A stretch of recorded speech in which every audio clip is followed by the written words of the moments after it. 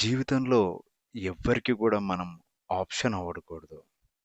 అయితే చాయిస్ అవ్వాలి లేదా ప్రయారిటీగా ఉండాలి. బట్ ఎవరి జీవితంలో అయినా మనం ఆప్షన్‌గా మారిపోయామనుకో, హ్మ్, చివరాఖరికి నువ్వెంత ఇష్టపడ్డా, నువ్వెంత మనసుతో ఉన్నా గాని బలయ్యేది, బాధపడేది నువ్వే.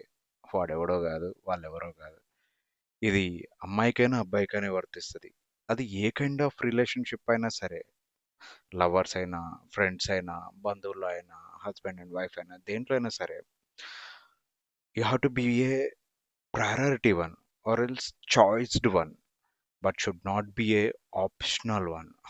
ఆప్షనల్ వన్‌కి వచ్చారు అంటే చూస్ చేసుకుంటూ ఎవరికి సెట్ అవ్వలేదంటే జస్ట్ నిన్ను ఆప్షనల్‌గా పెట్టుకొని ఘోస్టింగ్ చేస్తూ ఉంటారనమాట. సో, అలాంటి వేకి ఎలా ఎళ్తావంటే నీకు నువ్వే ఒబే అయిపోతావు. నీకెవరో దొరకనట్టు, నీకెవరో దక్కనట్టు, నీకు ఇంకా ఎవరితో కూడా కలవనట్టు నువ్వెళ్ళిపోయి ప్రాధేయపడుతూ ఉంటే అవతలోడికి ఎప్పుడు నువ్వు ఆప్షన్ కింద పడతావు గానీ, చాయిస్ కింద రావు. నీ విలువ నువ్వు తెలుసుకోవాలి. నీ విలువ నువ్వు పెంచుకోవాలి. ఎవ్వడు వచ్చి నీ విలువను పెంచడు. మన ప్రవర్తన, మన ఆలోచన, మన నిర్ణయాలే మనల్ని చాయిస్డ్ వన్‌గా మారుస్తాయి తప్పితే లేపోతే కష్టం బాస్. ఏ అబ్బాయైనా అమ్మాయి వదిలేసి వెళ్ళిపోయినప్పుడు, ఏ అమ్మాయైనా సరే అబ్బాయి వదిలేసి వెళ్ళిపోయినప్పుడు, లేదా ఏ బంధంలో అయినా సరే నిలబడాలన్నా, పడిపోవాలన్నా you have to be on your control.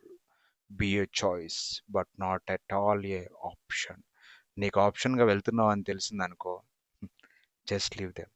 నీ మనసులో వాళ్ళకి ఇక్కడ ఎంత పెద్ద స్థాయిలో ఉన్నా సరే నీ మనసులో వాళ్ళని వదిలి వెళ్ళిపో. ఎందుకంటే they may not come back. ఆప్షనల్‌గా ఉంటే ఆప్షనే అది. ఏబీసీ ఏది కరెక్ట్ అయితే అటు వెళ్ళిపోతా ఉంటారు. చాయిస్ ఒక్కటే ఉండాలి. అది మనమై ఉండాలి. అంటే నీకు నువ్వు ఫస్ట్ చాయిస్‌గా ఒప్పుకో. Good evening.